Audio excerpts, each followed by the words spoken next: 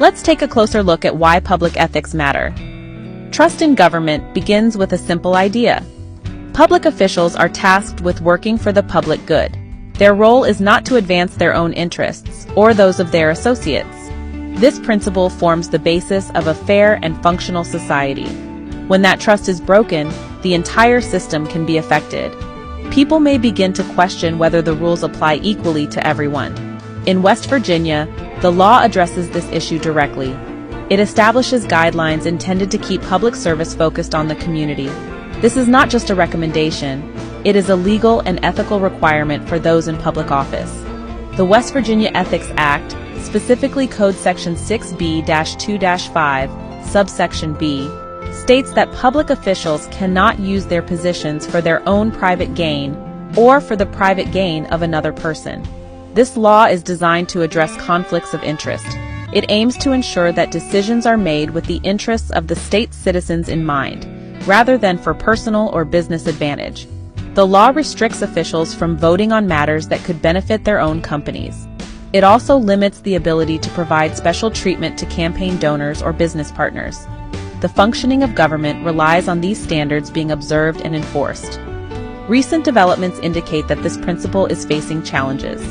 There have been instances where the distinction between public responsibility and private interest has become blurred. Across various levels of government, decisions have been made that prompt important questions. Are these actions aligned with the needs of West Virginia families? Or do they primarily serve a small group with existing influence? These are practical questions with real-world consequences.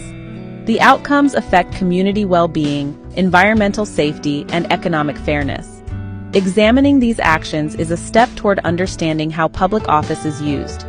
The significance of ethical standards in public office is substantial.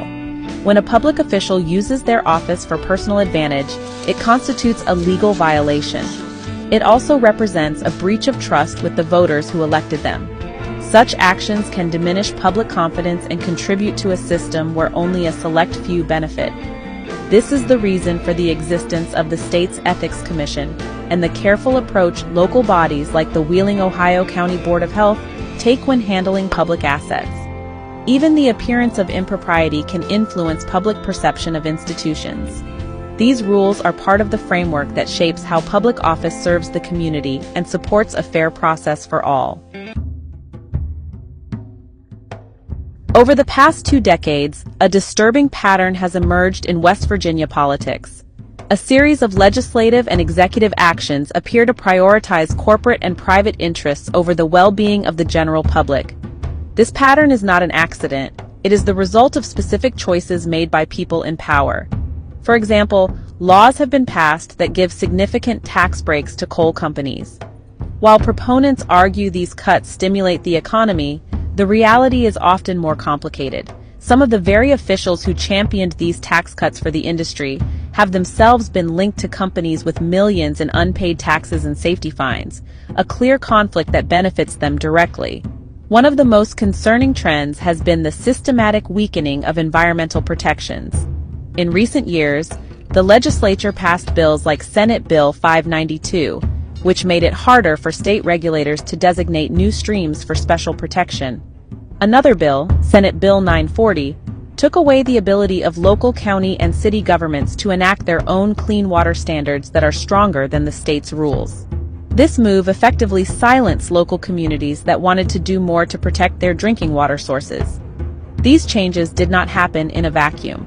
They were heavily promoted by industry lobbyists who sought less regulation, making it cheaper for them to operate but riskier for the public. This isn't just about the environment, it is about who gets to make the decisions. By centralizing power in Charleston and stripping it from local health boards and city councils, state officials ensured that corporate voices would have more influence than community voices. Local officials are closer to the people they serve. They understand the specific threats to their water supplies and the unique needs of their towns. Taking away their authority on critical issues like water safety shows a profound disregard for local governance and public health. It suggests that the convenience of industry is more important than a community's right to protect its own resources from potential harm. The timeline of these events reveals a consistent direction. From the mid-2000s onward, we saw a steady push to deregulate. Mine safety offices were closed and pollution controls were weakened. This culminated in a political climate where declining to join a lawsuit to help over 200 displaced AmeriCorps workers, as the state did in May 2025, seems normal. The decision was framed as a preference for collaboration, yet it left West Virginia communities without vital services. This series of actions, viewed together, paint a picture of a government that has become increasingly aligned with powerful private interests, often at the direct expense of its own citizens. The consequences of these ethical lapses are not abstract. They are felt in the daily lives of West Virginians. When environmental rules are relaxed, it is the public that bears the risk. Weakened water protection standards can lead to contaminated drinking water, threatening the health of families and children. The 2014 Freedom Industries chemical spill on the Elk River was a catastrophic reminder of what happens when oversight is lacking. Yet, instead of strengthening local controls in the aftermath, state leaders have moved in the opposite direction. This creates a situation where public health is secondary to the profit margins of a few companies, a direct violation of the public trust. The harm extends beyond health and safety. It creates a system that is fundamentally unfair. When powerful business owners and officials benefit from tax cuts while failing to pay their own tax bills, it shifts the financial burden onto ordinary citizens and small businesses. These unpaid taxes represent lost revenue that could have funded schools, repaired roads, or supported first responders. It fosters a sense of injustice, where it seems there is one set of rules for the well-connected and another for everyone else. This inequality undermines the social fabric and makes it harder for communities to prosper together, as seen in documentaries like Impossible Town, which highlighted these deep-seated problems. This pattern of behavior also erodes the state's ability to respond to crises. The refusal to join the multi-state lawsuit over AmeriCorps funding in 2025 is a stark example. The decision left hundreds of West Virginians jobless and stripped away critical community support services in areas like education, health, and disaster relief. The official explanation of preferring collaboration over litigation rings hollow when citizens are directly harmed. It raises a critical question: whose interests were truly being served by that decision? It certainly was not the communities that depended on those AmeriCorps members or the workers who lost their livelihoods without a fight from their state leaders.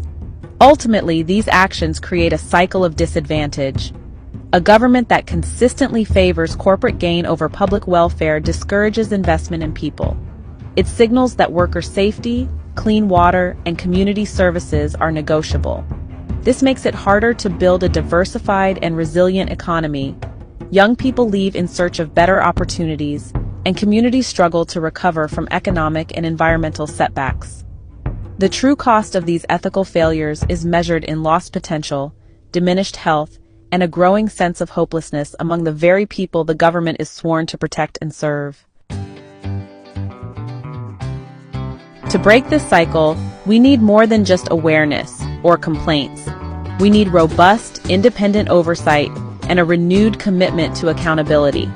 But it's also crucial to understand what accountability means under the law. Simply complaining about a public official's improper actions is not enough. For the Ethics Commission to act, a complaint must clearly state facts showing a violation of specific rules in the Ethics Act, like using their position for personal gain, having a private interest in public contracts, or misusing their name or likeness on publicly funded items.